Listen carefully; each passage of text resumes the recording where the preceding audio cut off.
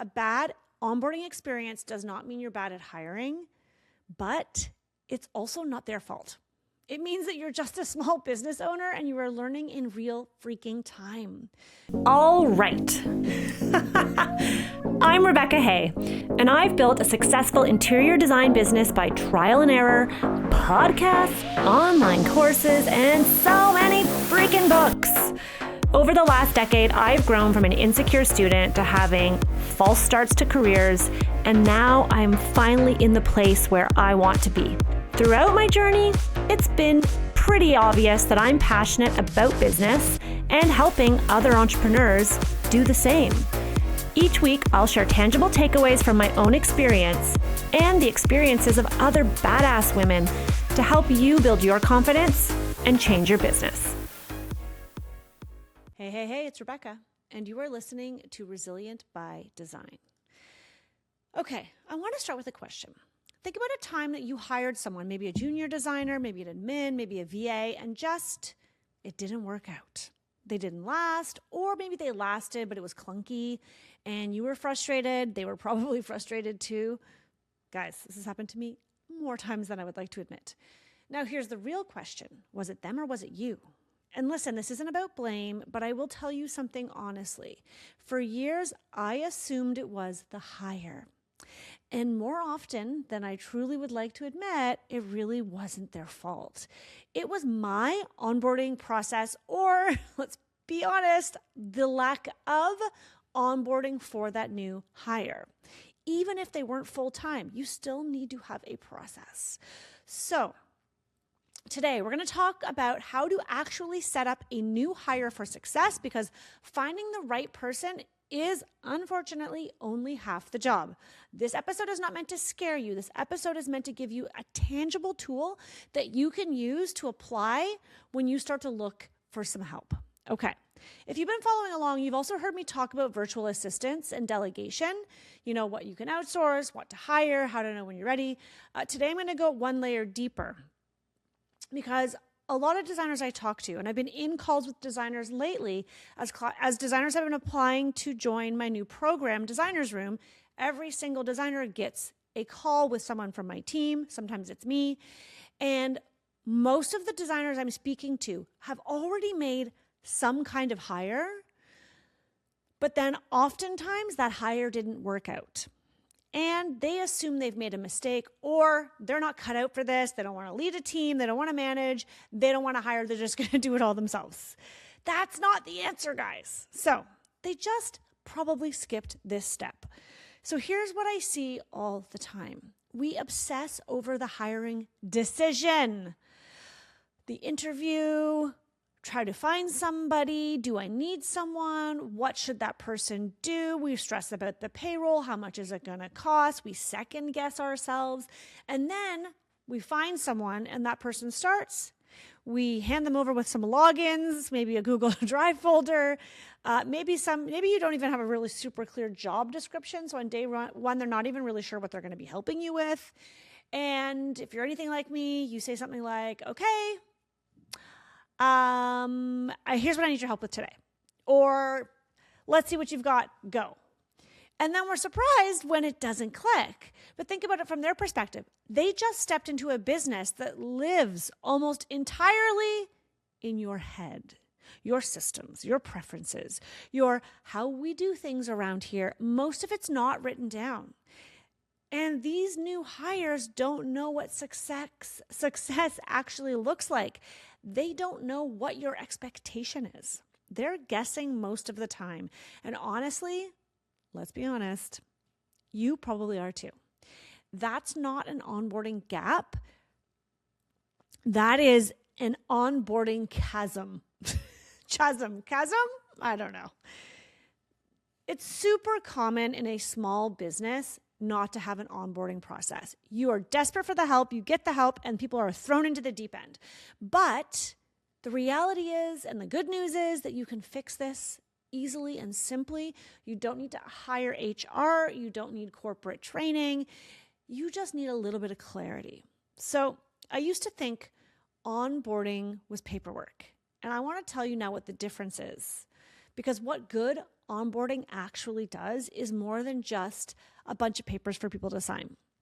It's basics around email setup, an Asana login, or whatever your project management program is.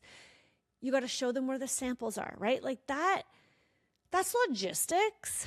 That's more logistics than it is onboarding, although it's important. So yes, have a list of the things they need access to, have them ready to go on day one. Where are they going to find what they need? Who are your go-to vendors, right? That's important.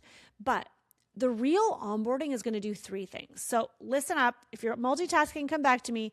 I'm going to share the 3 reasons you need a good onboarding process.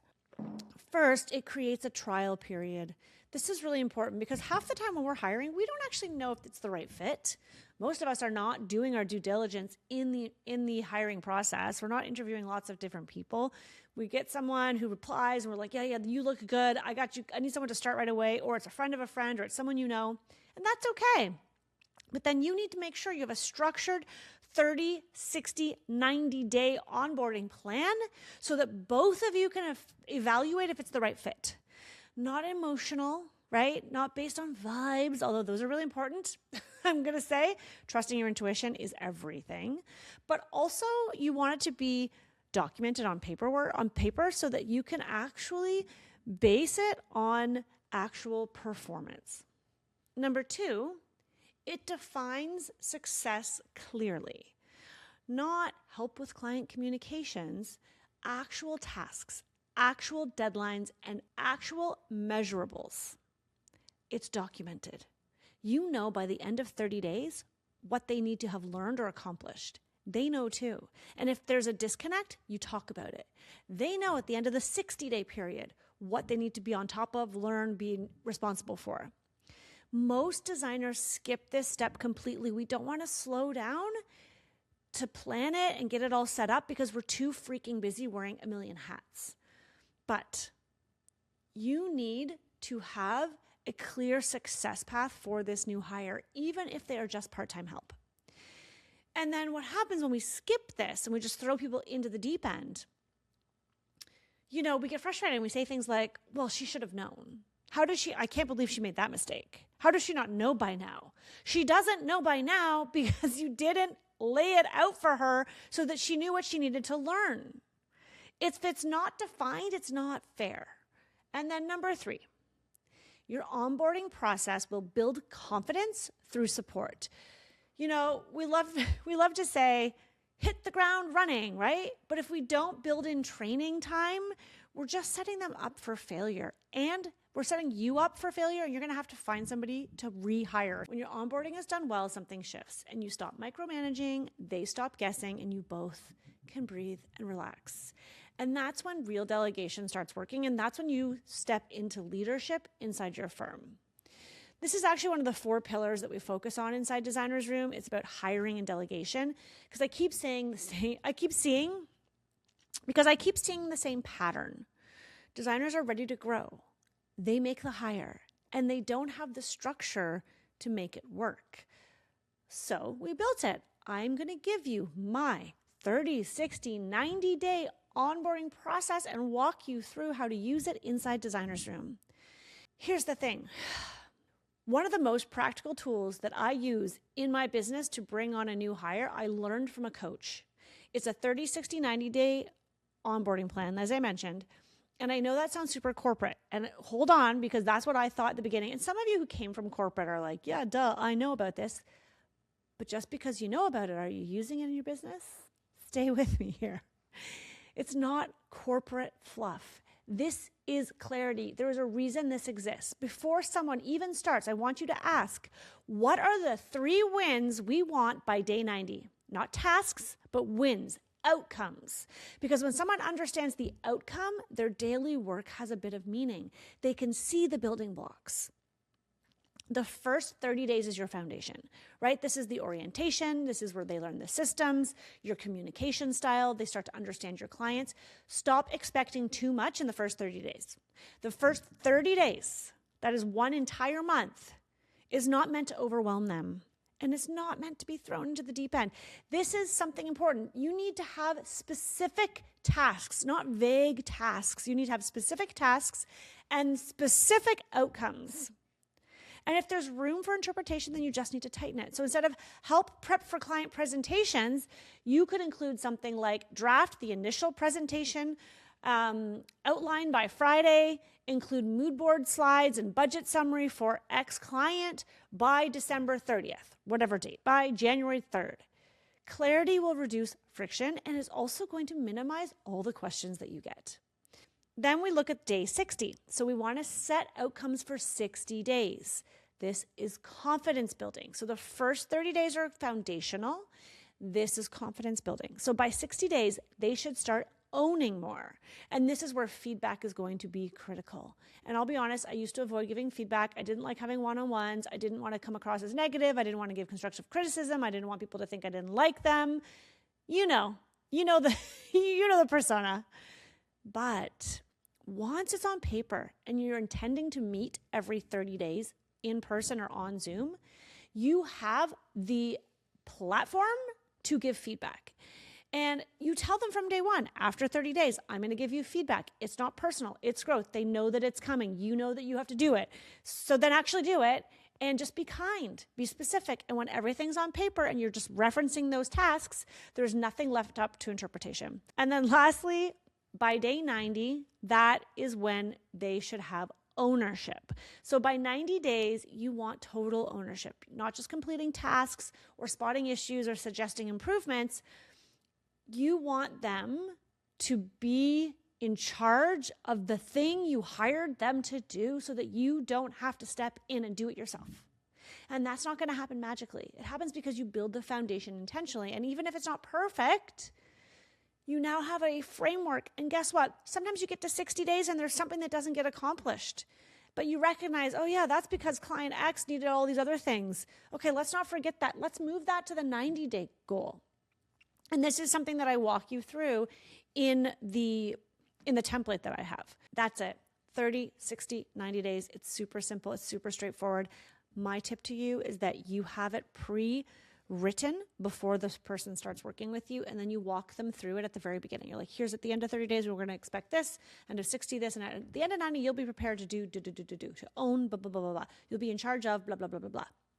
And then you plan to meet at the end of each 30-day section. It's going to cover this 30, 60, 90-day onboarding template is taught inside Designer's Room. I share it with the designers in the room. It's going to cover what they need to do before their first day, how to structure those measurable tasks, how to run your first performance conversation. What are some examples of the tasks you would put at 30, 60, and 90? How do you build accountability without micromanaging? It's practical, it's specific, and it is built for design firm owners who cannot afford an HR department, but they do want to hire and they want to do it well. Hiring and delegation is one of the 4 pillars inside Designer's Room. And because you can't build a thriving business all by yourself, where everything depends just on you, let me help you implement this. The link is in the show notes if you want to find out more. But listen, maybe you are already hiring, or maybe you already have someone and you're thinking, well, I already have somebody. I've missed the first 90 days and they're okay. Guys, it's not too late. You could still do this with them. Have an honest reset conversation. Say, I want to get clearer on expectations so that we can both be successful. You know, I got this template inside this program and I really want to work on it with you so we can get clearer on your role, right? What you need to look at is, what is the next milestone? That one question alone will shift the energy with you and your hire.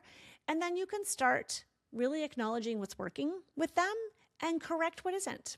Okay, so this is it. A bad onboarding experience does not mean you're bad at hiring, but it's also not their fault. It means that you're just a small business owner and you are learning in real freaking time. You don't need to hire a full HR department, although I always advise that you hire and consult with HR companies if you can, because they will help get those contracts in place to make sure the wording is set. But apart from that, you need a plan. a clear one, something that gives your hire confidence, that gives you structure. The plan exists. I'm sharing it with you inside Designer's Room. And if you're ready to build a business that doesn't rely entirely on you doing absolutely freaking everything, you can come and join us, because the leadership conversation is going strong inside the room. And that is what will help you stand out above your competition. All right. If today's episode was helpful or it hit home, share it with a designer friend or someone that you think would benefit from it. Please feel free to leave us a review, and I will see you soon.